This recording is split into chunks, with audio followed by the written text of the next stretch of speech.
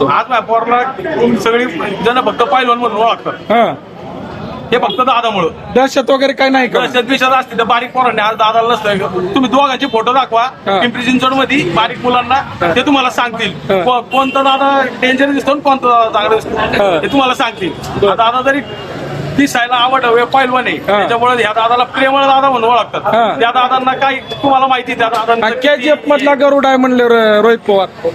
रोहित पवार म्हणले हे दादा बारीक पोरांचं ऐकायचं नसतं. बारीक पोरांचं ऐकायचं नसतं. ते बारीक बच्चे तिकडे खेळवा म्हणा तिकडे नाही. तुम्हाला त्याच बारीक बच्चांना तुम्ही काय काय बनवून खेळवलंय ते बघा पहिलं आणि मग इकडे दादाचा नाद करा. म्हणत आहेत गरुड आहेत, गरुडा बिरुडा कोण नाही. स्वतःचं नाक कसं आहे ते गरुडा, त्याचं नाक गरुडाचं आहे त्याच्यामुळे त्याला वाटत असेल बाटलासारखी दिसते.